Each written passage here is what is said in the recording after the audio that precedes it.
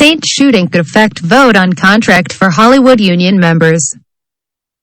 In weighing his vote on a proposed union contract with Hollywood producers, veteran stagehand Matthew "Doc" Brashear looked closely at the agreement and beyond to the now-closed New Mexico film set where a cinematographer died.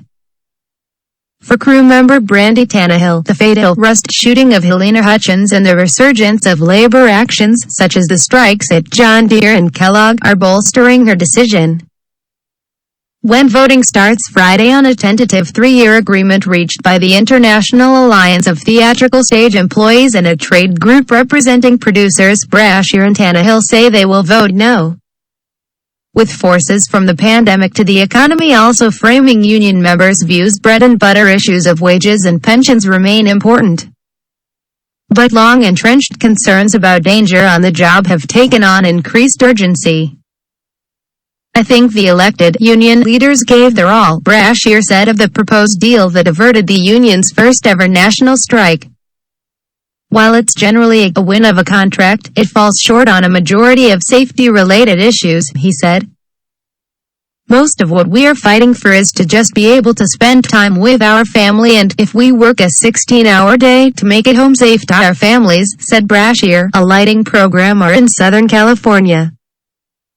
While some point to the Rust shooting that injured director Joel Souza and killed cinematographer Hutchins as an outlier, Alec Baldwin, the film's star producer who fired the gun, called it a one-in-a-trillion event. Tannehill said it's emblematic of the industry's critical flaws. "There has been an understandable emotional response to what occurred," she said. "But the underlying issue that screams to me, as someone in this business, is that the production got to the point where it was because of the producers cutting corners.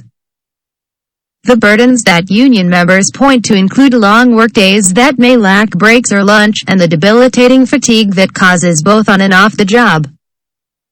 A 1997 tragedy remains vivid. Brent Hirschman, 35, an assistant cameraman on the film Pleasantville, died in a crash while driving home after a 19-hour workday. "Those are the things that make the news," said Tannehill, but she knows 4 people who dozed off at the wheel and either narrowly avoided or survived an accident. She's been working since 2011 as a grip with duties including setting up lighting.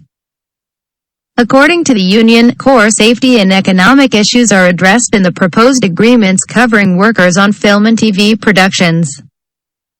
"This is a Hollywood ending," IATSE International President Matthew Loeb said in announcing a deal last month. "We went toe-to-toe with some of the most powerful entertainment and tech companies in the world to achieve a contract that meets our members' needs. The bargaining committees of all 36 local unions have unanimously recommended ratification. Electronic voting concludes Sunday and the result is expected Monday." The union and the Alliance of Motion Picture and Television Producers didn't make officials available for interviews. IATSE represents about 150,000 behind-the-scenes workers, including stagehands, cinematographers, costumers and others employed in all forms of entertainment from movies and TV to theater, concerts, trade shows and broadcasting.